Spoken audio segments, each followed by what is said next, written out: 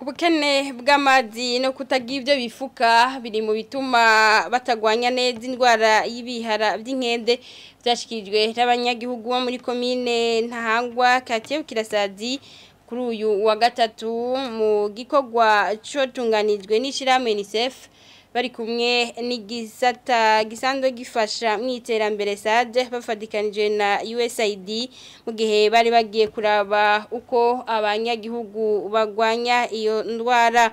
Mane Selbe Diouf cegera c'umukuru wa UNICEF akaba yamenyesheje ko basanze abanyagihugu barateye intambwe bijanye no kwikingira ako karanda. Jean-Marie Mayonga.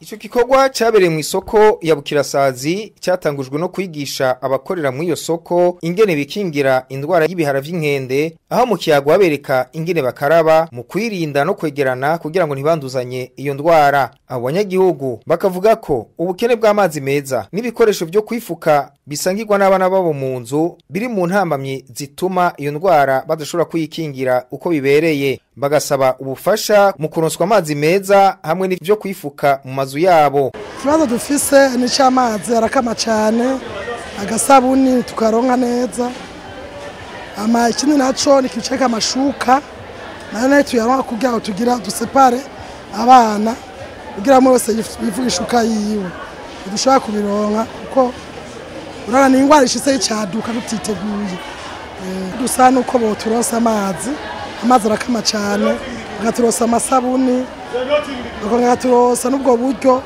bwo kuryamika abana batandukanya amashuka. Cegera c'urongoye UNICEF Mane Selbe Diouf akaba yavuze ko batunganije ico gikorwa mu ntumbero yo kuraba ingene ibikorwa byo guhimiriza abanyagihugu kurwanya indwara y'ibihara vy'inkende kiriko kiragenda. Agashima ko yasanze abanyagihugu barigishijwe bikwiye kuko bamwe bemeje ko inyigisho bahawe zabafashije mu kwikingira iyo ndwara. Ico gikorwa cyateguwe na UNICEF iri kumwe n'ishiramwe riraba ivy'iterambere SAD bakaba bafashwa mu buryo n'ishiramwe ry'abanyamerika USAID.